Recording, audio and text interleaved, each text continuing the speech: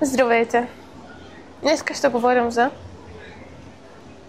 Какво е за нас успешният живот? И като цяло успеха. Аз лично от доста време насам, от няколко години, мисля, че съм осъзнал, че може би главната ми ценност е свободата.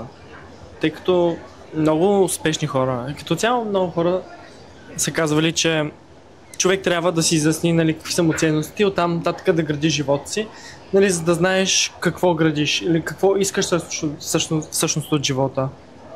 Защото всъщност наистина ценностите са в основата на самите приоритети. И всеки път, в който съм си изкарвал листчето с хартия и съм започнал да мисля, дори в часовете по философия, мисля, че сме говорили за ценностите, винаги свободата е излизала на първо място. Преди семейство, преди приятели, преди... Поправяйте се, да. Преди каквото и не. Като цяло, според мен, успешният живот си зависи... Има и финансова част на това нещо. О, да. И смятам, че някъде са свързани. Минималната заплата не е създадена да можеш да живееш нормален живот. Да, така, обаче все пак. Нали, минималната заплата някакси трябва да те издържа повече. По принцип, би трябвало на теория да е така. Това според мен така трябва да е.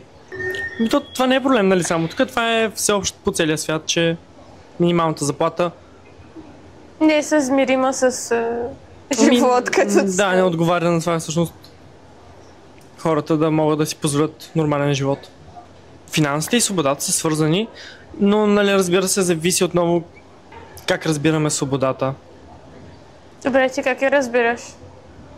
Свободата може на някой да им се стори малко широко или така прекалено свободно понятие или прекалено мащабно, но да мога да правя това, което предпочитам, това, което желая най-много в даден момент, когато иде, където искам, с когото искам.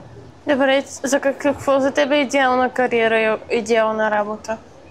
Ами в моя случай нещо, което ми дава свобода. Това е отново и тази ценност на свободата се прехвърля, нали, в професионалната сфера. Нещо, което ми носи свобода. Нещо, което ми дава свободата. По този начин всъщност се ограничава доста, нали, нещата, които можеш да работиш, като избереш свободата. Така е, обаче факта си е факт, че, нали, като искаш свобода, малко... Това изисква, да. Всъщност, това е напълно така.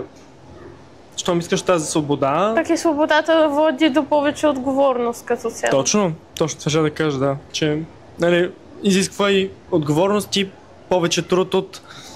Тъй като ти искаш всъщност нещо над средното. Да. Технически, в момента както е устроен света, тази свобода, за която ние говорим с теб, тя е над средното, над обичайното, над нормата, може би, да. Над нормата. Тоест, усилията ти също трябва най-вероятно да са над нормата, над средното, над това, което всъщност по принцип хората дават себе си. По принцип то следователно означава, че трябва да работиш много повече, отколкото би работил за някого. Много е по-лесно да работиш по принцип за някого, защото имаш някаква стабилност, а като заработиш за себе си нямаш някаква стабилност. Нали, има хора, които, нали, имат клиентела вече и така нататък, ама пак е... Света в момента се движи по този начин, нали, масово. Е повече създаден, честно казано, за хора, които са способни да се адаптират към това, което се случва, отколкото не. Защото ако не можеш да се адаптираш към това, което се случва, си за никъде буквално. Ами смятам, че адаптацията ще стане по-важно в бъдеще.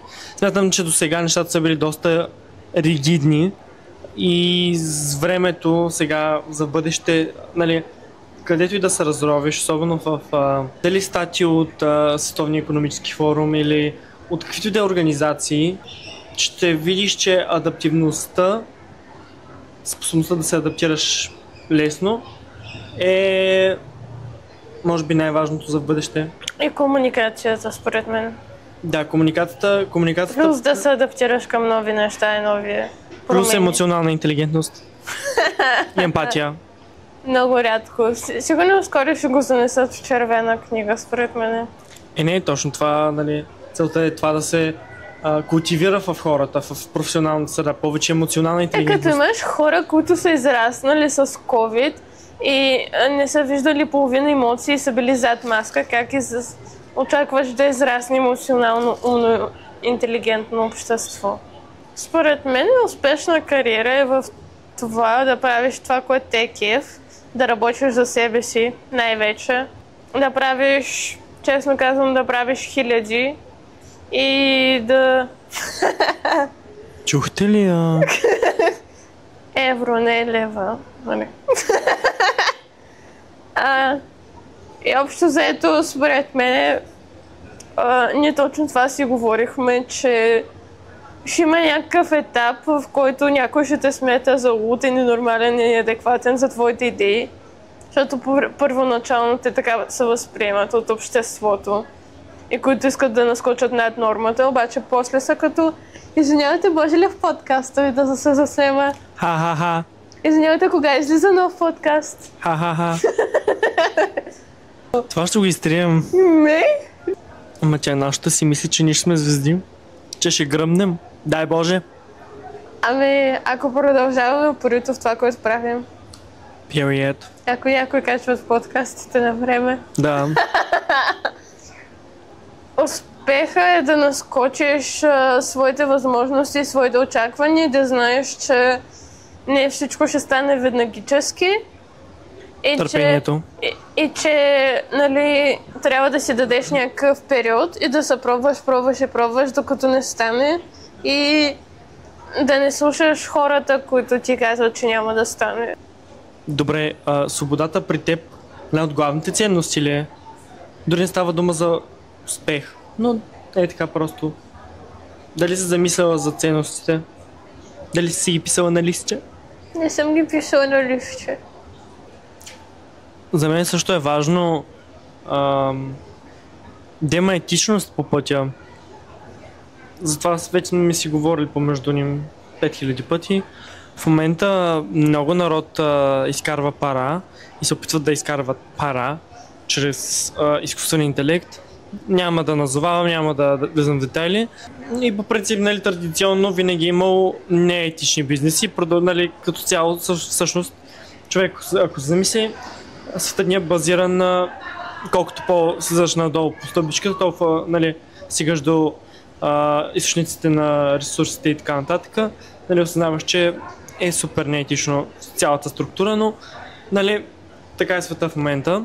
Искам този успех да бъде колкото се може по-етичен, колкото се може по-ненатоварващ системата, хората, по-скоро дори да помага.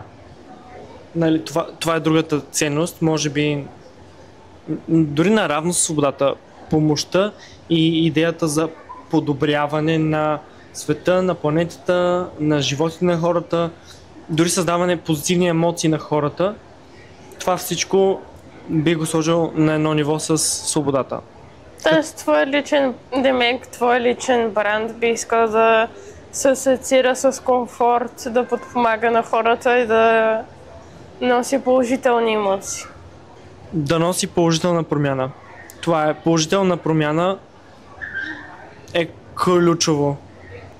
Аз бих искал много да пътешествам и възможността да мога да си позволя да отида там, където искам по всяко време, за мен също е вид успех. Нали, да стигна по финансов път. Няма проблем, спокойно. Ека вечер.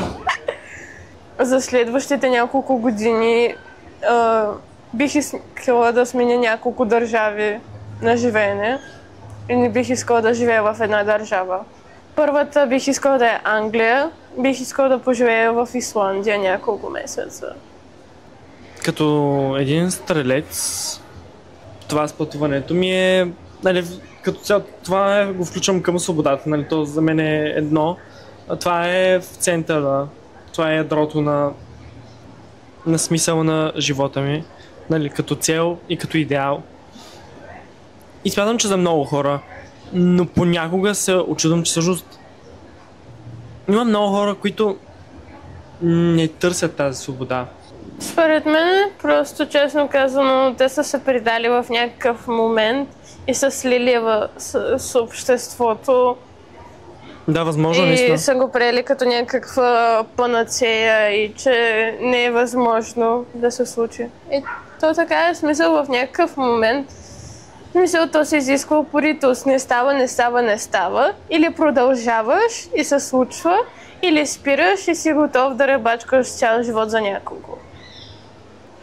Защото има някакъв момент, в който избираш, да кажем, в който аз съм в момента, избираш по-малко пари на работа и пестиш за някакви обучения, което аз ще правя сега, и си пестиш менталното здраве, или се скъсваш от работа и заебаваш буквално всички своите цели, защото не ти се иска нищо след такава работа. И според мен много хора на този етап просто си казват пари, пари, пари и така минават целият техен живот.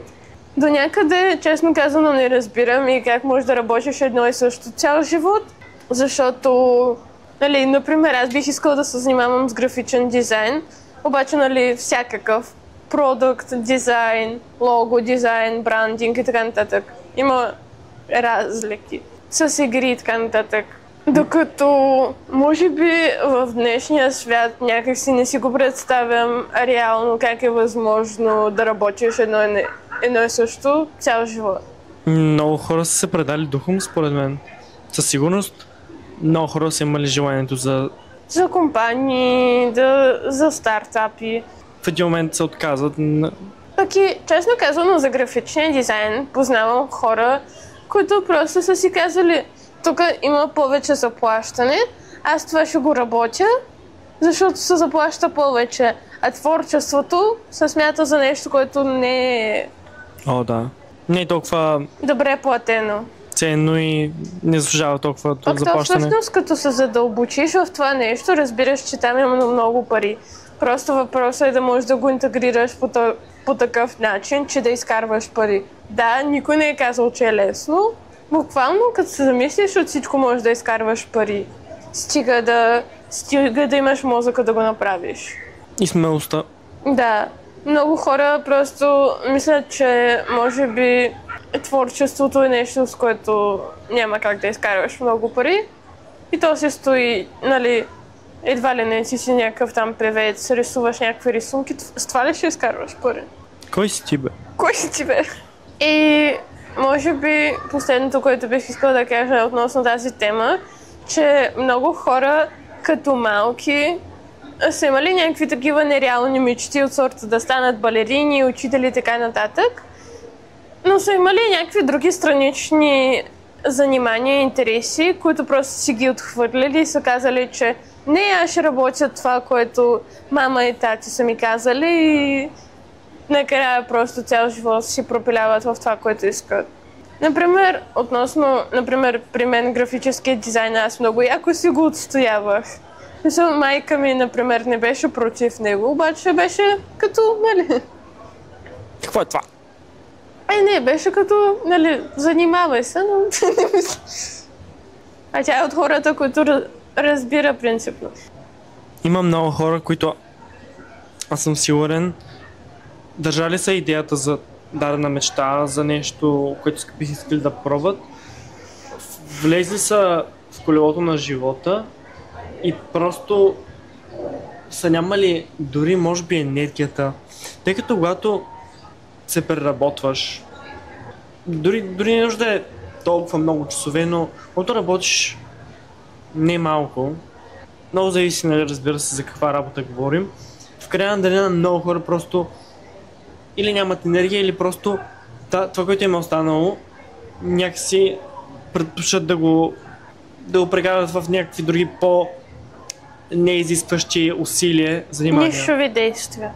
Тъй като ти цял ден работиш, фокусиран си и имаш тази мечта, имаш някакво желание, имаш нещо, което ти е на ум, но то ще изисква допълнително усилие. И евентуално ще се сблъскаш с негативно мнение на хора, които са ти близки.